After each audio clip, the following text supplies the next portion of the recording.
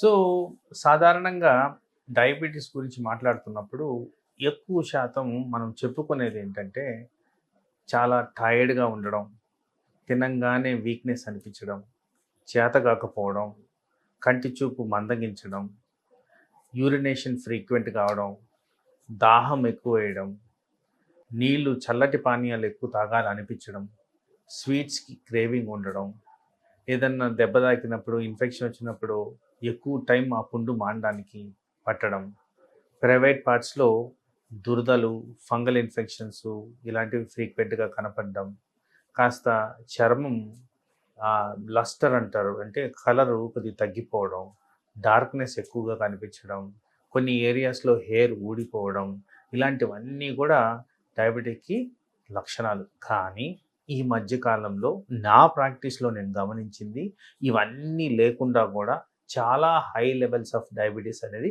Detect అవుతుంది కాబట్టి ఈ లక్షణాల గురించి వెతుక్కుంటూ మీరు వెయిట్ చేయొద్దు.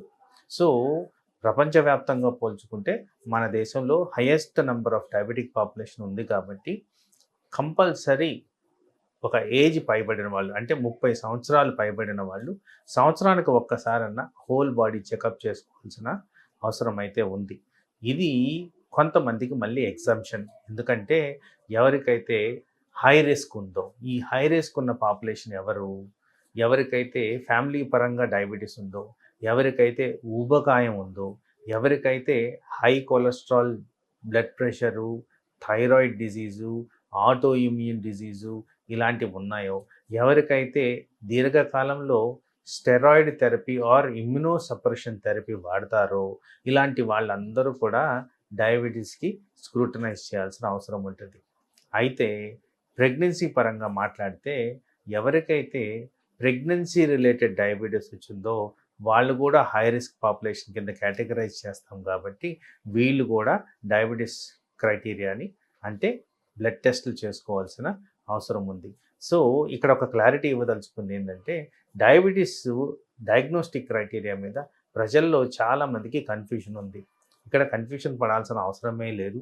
ఎవరికైతే ఈ హెచ్బిఏ1సి అంటే 100 రోజుల అగ్రిగేట్ చూపించే షుగర్ వాల్యూ 5.7 బిలో ఉంటుందో అది నార్మల్ కింద కేటగరైజ్ చేసుకోవాల్సిన అవసరం ఉంది. అలాగే ఎవరికైతే ఫాస్టింగ్ షుగర్ లెస్ దెన్ 100 ఉంటుందో అది కూడా నార్మల్. ఎవరికైతే పోస్ట్ లంచ్ అంటే 2 అవర్స్ తర్వాత షుగర్ బిలో 140 ఉంటుందో ఇది కూడా నార్మల్. ఇది strict guide lines for diagnosis of diabetes. ఎవరికైతే ఈ లెవెల్స్ నుంచి పైకి ఉంటాయో అంటే ఫాస్టింగ్ అనేది 100 అబోవ్, పోస్ట్ లంచ్ అనేది 140 అండ్ హెచ్బిఏ1సి మోర్ దెన్ 5.7 ఇది ప్రీ డయాబెటిక్ కింద కన్సిడర్ చేయాల్సిన అవసరం ఉంది. ఎవరికైతే ప్రీ డయాబెటిస్ ఉందో వీళ్ళకి అటెన్షన్ అనేది మోస్ట్ ఇంపార్టెంట్. ఎందుకంటే at this stage complications start అయ్యేదానికి ఆస్కారం ఉంది. డయాబెటిక్ రిలేటెడ్ అవయాలు దెబ్బతినేదానికి ఆస్కారం ఉంది. ఫస్ట్ ప్రజెంటేషన్ అవయం దెబ్బతినిన తర్వాత డయాబెటిక్స్ డిటెక్ట్ అవ్వడం కూడా మేము గమనించున్నాం కాబట్టి వీళ్ళు కాస్త విజిలెంట్గా ఉండారు. తర్వాత న్యూట్రిషనిస్ట్, డాక్టరు సలహాలు ప్రాపర్గా పాటించాలి. ఫ్రీక్వెన్సీ ఆఫ్ టెస్ట్లు ఇంప్రూవ్ చేసుకోవాలి. ఇవన్నీ పాటించిన దానివల్ల మీకు డయాబెటీస్ ఫుల్ బ్లోన్ కాకుండా మనం కాపాడుకోవచ్చు at least by about 5 to 6 years. మరి డయాబెటీస్ ఫుల్ బ్లోన్ అనగా అంటే fasting sugar more than 126 and above, post lunch sugar more than 200, హెచ్బిఏ1సి మోర్ దెన్ 6.5 ఇది కూడా ఒక స్ట్రిక్ట్ క్రైటీరియా. ఈ క్రైటీరియా క్రమంలో చూసుకుంటే డయాబెటీస్ ఫుల్గా వచ్చినట్టే. వీళ్ళు తప్పనిసరిగా మెడిసిన్ మీద ఉండాల్సిన అవసరం ఉంది. దీర్ఘకాలంగా ఈ సమస్య ఉంటుంది కాబట్టి అవయాల్ని ఫ్రీక్వెంట్గా చెక్ చేసుకోవాల్సిన అవసరం ఉంది. ఈ కాంప్లికేషన్స్ ఏవైతే డయాబెటిక్ రిలేటెడ్ ఉంటాయో అంటే brain functionality, heart functionality, liver functionality, kidney functionality, nervous system functionality ఎక్కువగా తరచుగా ఎఫెక్ట్ అవుతూ ఉంటుంది కాబట్టి వీటిల్ని ప్రాపర్గా మానిటర్ చేసుకోవాల్సిన అవసరం ఉంది. టార్గెట్ ఓరియంటెడ్గా ఈ number of sugar values maintain చేయాల్సిన అవసరం ఉంది. ఫ్రీక్వెన్సీ ఆఫ్ బ్లడ్ టెస్టింగ్ కూడా డాక్టర్ చెప్పిన విధంగా ఎంత ఫ్రీక్వెంట్గా చేసుకోవాలో అదే విధంగా పాటించాల్సిన అవసరం ఉంది. వ్యాయామాలు సరిగ్గా చేయాలి, రెస్టింగ్ ప్రాపర్గా ఉండాలి.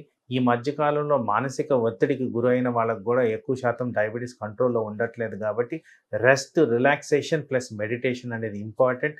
స్లీపింగ్ ప్యాటర్న్ ప్రాపర్‌గా మెయింటైన్ చేయాల్సిన అవసరం కూడా ఉంది. ఇవన్నీ చేసిన దానివల్ల డయాబెటిక్ రిలేటెడ్ కాంప్లికేషన్స్ మనం అవాయిడ్ చేసుకోవచ్చు.